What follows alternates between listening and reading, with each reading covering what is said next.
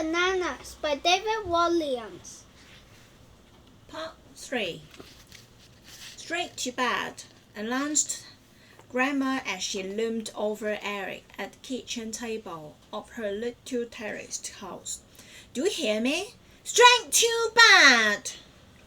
There was no chance of a boy not hearing her. She spoke so very loudly. "Straight to bed with no tea." "But no beds! You have been a very bad boy." Eric rose from the rickety chair and stormed up the stairs. Stomp, stomp, stomp. The first door was that of the tiny, dark, damp box room. It was full of Grandma's old junk, but was now Eric's bedroom. Feeling sorry for himself, he lay down on the bed, not even bothering to take off his school uniform. He closed his eyes, holding onto the pillows. He imagined he was in the middle of a lovely family cuddle. A muddle. His dad had been killed 6 months before, during that summer at Dunkirk. Dad was one of the thousands of British soldiers retreating from the Nazis across France. Dunkirk is a town on the northern coast of France, from which the troops were being evacuated. However, many were killed as they tried to escape, including Private George Grout. Dad had been a plumber. That's how he'd met his wife. He'd called round when she outside toilet was blocked. When war was declared in 1939, Dad proudly signed up to join the army. He was determined to do his bit to keep Britain safe from a Nazi invasion. However, his war would not be a long one. After surviving a number of fierce battles in France, tragedy struck at Dunkirk. The ship on which he was being evacuated, HMS Gretchen, was torpedoed by a Nazi U-boat or submarine. Eric's mom was devastated when she received the telegram. Her darling husband was gone. She wept and wept and wept. Eric feared she might drown in her own tears, just as so many soldiers had drowned at Dunkirk. It was scary seeing his mom so sad. Would life ever feel normal again? Strangely, there were still normal things to do, like eat your breakfast, brush your teeth, or do your homework. After her husband's death, Mom was more determined than ever to help with Britain's war efforts. She worked at the factory sewing parachutes for Spitfire pilots. However, tragedy was to strike Eric's short life again when a Nazi bomb destroyed the factory during a night shift. No one got out alive. One moment Mom was there, and the next she was gone, just like with his dad. Eric didn't even have the chance to say goodbye. Nothing felt real to the boy anymore. It was as if he were in a dream, or rather a nightmare, where he was trapped underwater. And if he cried out, nobody could hear him. Now the boy was an orphan. It was hastily decided that Eric should go live with their grandmother. The problem was that grandmother wasn't good with children. Up there in the tiny box room of her house, Eric nestled himself between the two pillows and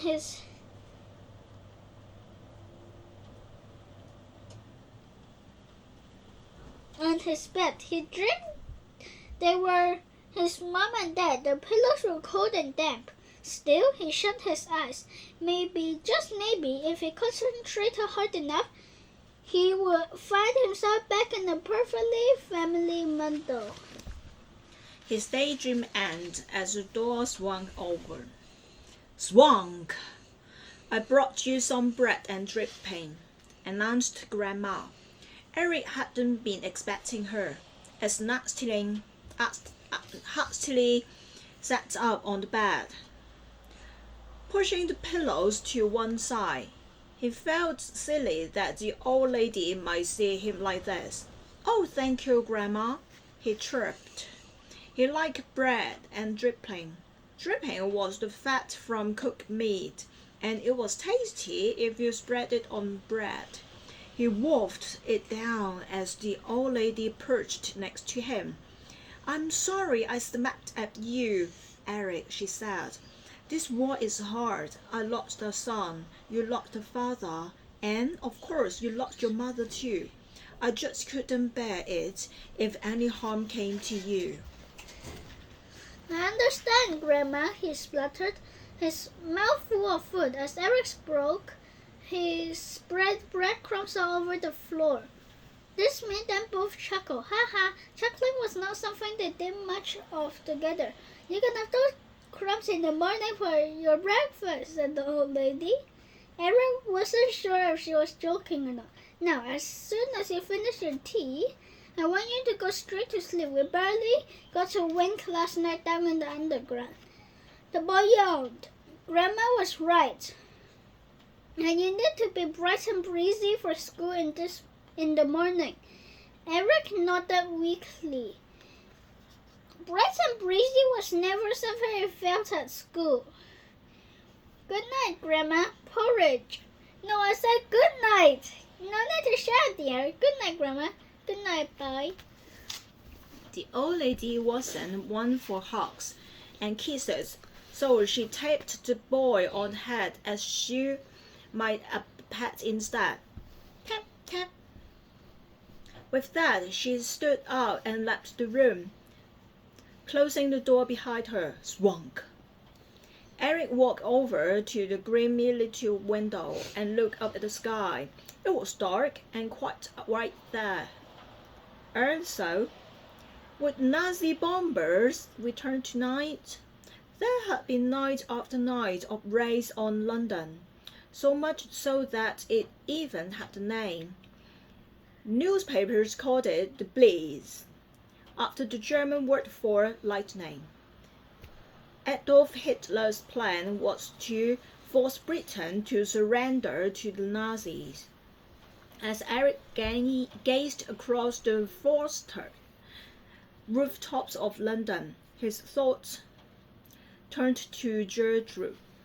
The Nazi bombers were sure to strike again this evening. The guerrilla had been left deeply distressed by last night's bombing raid. In his heart, Eric felt a deep longing to be with her.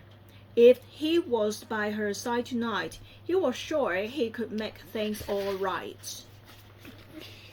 So the boy took a deep breath and summoned up all his courage. Then he slid open the window, shut. Next, remembering exactly how Gertrude slid down her rope, he shimmered down the drain pipe. Then Eric ran off through the dark and empty streets of London. London Zoo sat in Regent's Park, one of the greatest outdoor spaces in the city. The park was closed at night, so Eric had to climb over the railings. Once inside, he circled the outer fence of the zoo for a while, searching for a way in.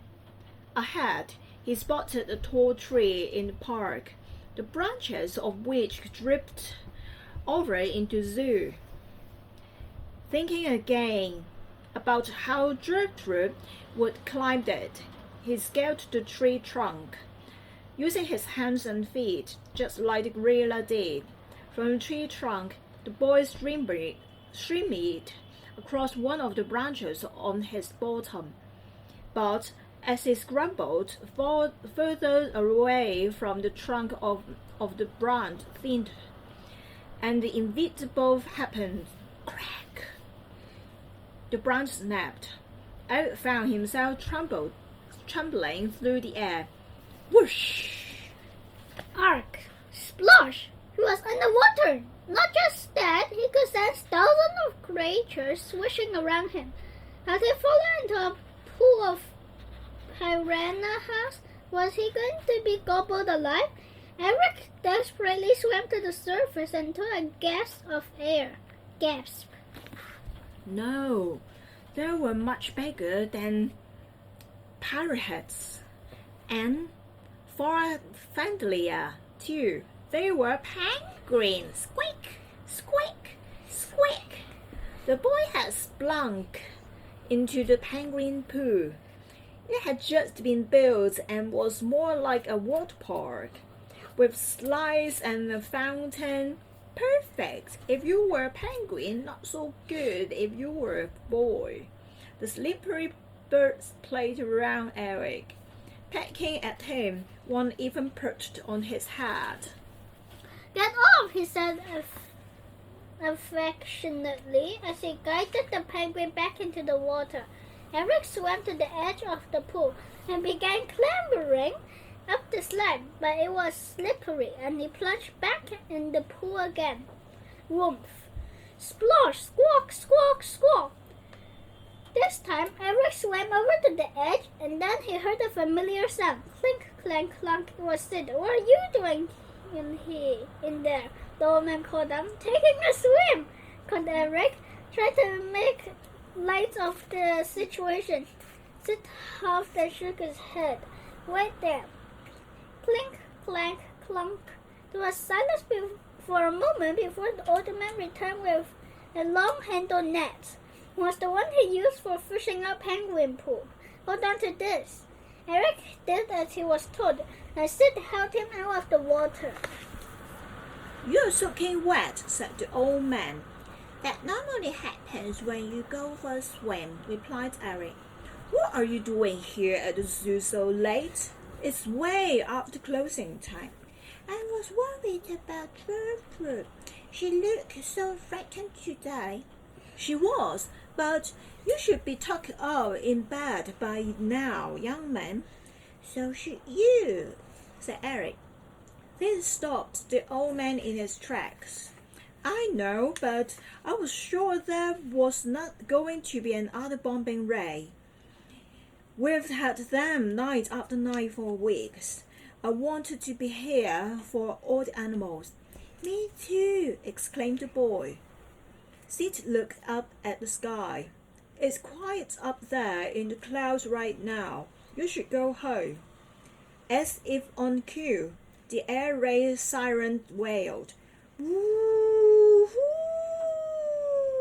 I spoke too soon, hissed the old man. Come with me. Sid grabbed Eric by the hand and led him through the zoo. Clink, clank, clunk. The zoo must have been in darkness because of the nightly blackout. But it was noisier than ever. The air raid warning had woken all the animals up. Roar, hoot, hiss, yelp, whoop, honk. Are we the only ones here? Asked Eric as he held his great-uncle's hand tightly. No, that would be the night watchman, Better, or Corporal Better, as he demands to be known. We'll have to keep an eye out for him. He's the only one who's meant to be in the zoo after dark. Eric could hear a distant humming sound. Next, a rumbling. Finally, there was a loud drone as the Nazi planes came right over their heads, flying next in near formation as they powered through the nightly sky. Then the first bomb whistled through the air. Whoosh! And then the next. Whoosh! And then the next. Whoosh! Then the explosions began.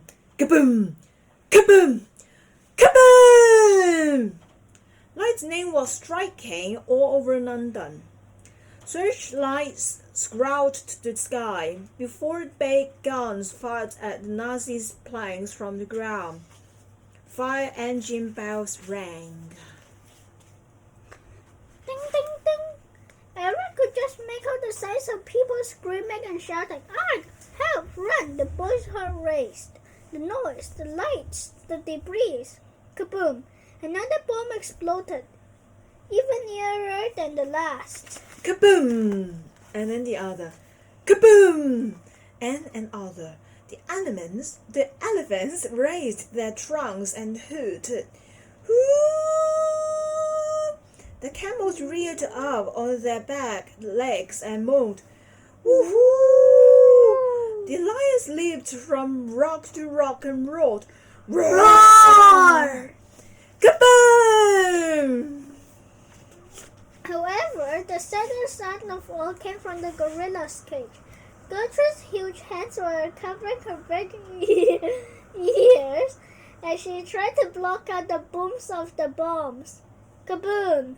At every explosion, she let out his cheek and ran from side to side. Evan broke away from the older man and hurt himself at the cage. Kaboom! "Hey, Gertrude!" cried the boy. But the gorilla wouldn't even open her eyes. "Gertrude!"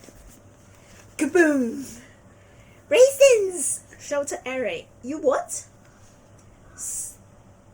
Pluttered Sid. It was clear that of all the things he was expecting the boy to shout at this point, raisins was a long way down the list. Raisins! They are her favorites after bananas, of course, but you can't get bananas these days. A handful of raisins might just calm her nerves. You're right, agreed Sid. Clever boy. We'll make a zookeeper of you yet, the boy beamed. Maybe one day, but where am I going to get raisins from this time of night? Kaboom!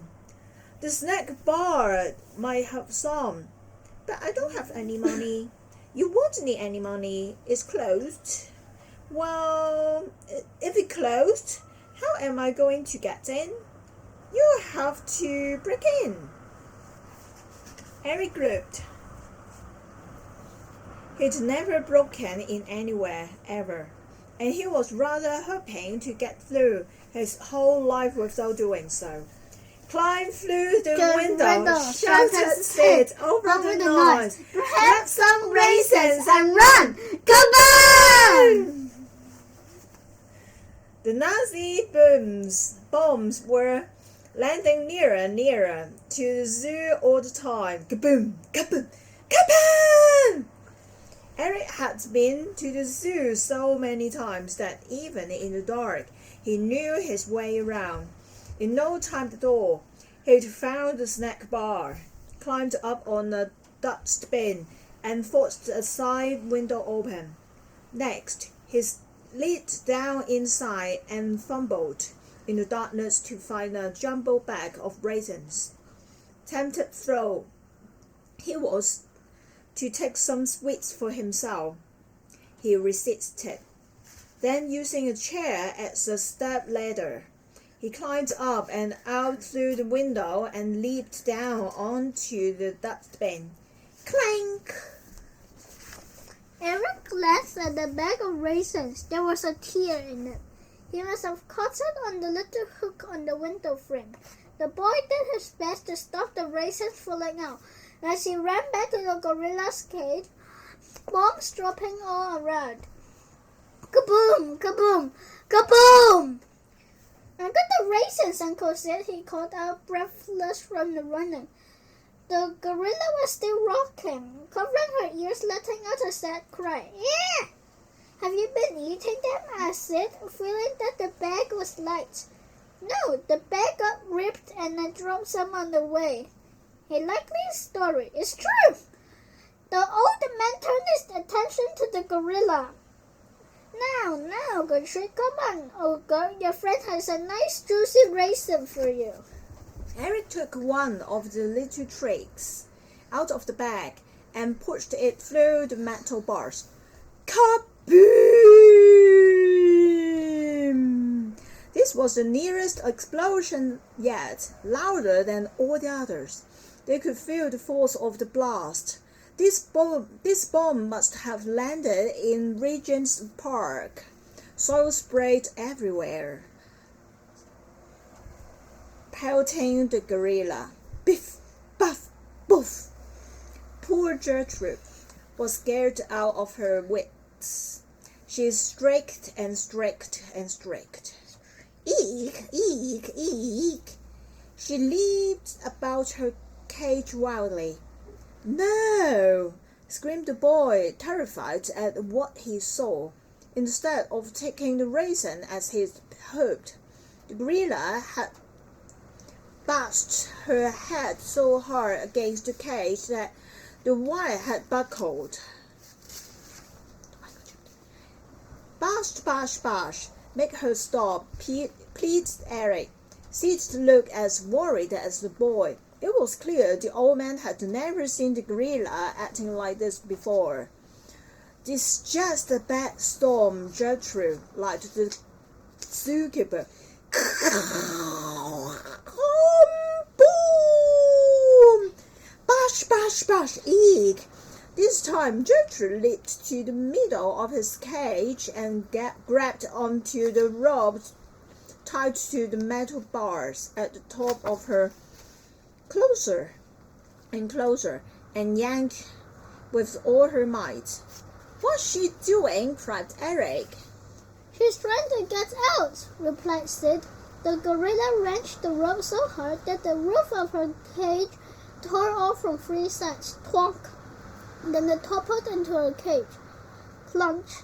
It landed at an angle, providing a ramp for Gertrude to run up, her huge feet thumping on the metal. Clank, clank, clank. Eric Sid looked on in a mixture of wonder and horror at the gorilla standing at the top of her cage. She was perfectly silhouetted by the full moon as she beat her chest and let out an almighty howl. Wah! Kaboom!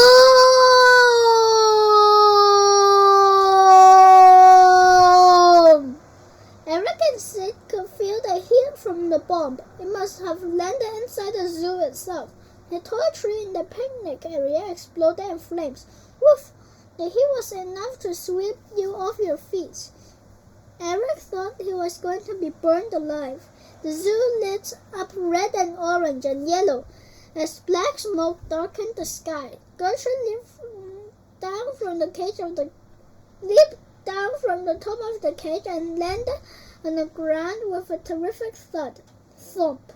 Eric stood frozen in fear as the huge creature lolloped over to him. She stared him right in the face, and he saw a look of terrible sadness in her eyes. "Don't scream," hissed Sid, "and don't make any sudden movements." The boy looked slowly. "If we keep still and quiet, then all should be fine." Gorillas were so strong they'd been known to tear a man's arm clean off. Eric knew that, but Gertrude was his friend. There had always been this special connection between the pair, even though the bars of the cage had kept them apart until now. They were now standing nose to nose. He could even feel her warm breath on his face. Eric felt a strange mixture of joy and fear at all times once, but the joy was stronger than the fear, and the boy smiled. Gertrude loved to copy Eric, so he smiled back, flashing her teeth and those long fangs on each side of her mouth, as Sid looked on and whispered, "Now be a good girl, Gertrude." The gorilla puckered up as if to give the boy a kiss. Eric had been some films with lovey-dovey bits. He'd noticed how the grown-ups often closed their eyes when they kissed, so he did the same. Splurt! But it wasn't a kiss, it was a raspberry. A big wet raspberry. For the second time that day, Eric had gorilla spittle all over his face, but it didn't mind one bit. Ha ha ha, laughed the boy, and the gorilla joined in too.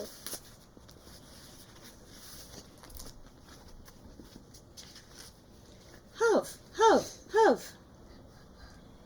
You too, cackled Sid. Now come on, Gertrude. Let's get you back inside what's left of your cage. With that, the man took the gorilla by the hand. Say good night, Eric, he said. Good night, Eric, repeated the boy. Wait, I am Eric.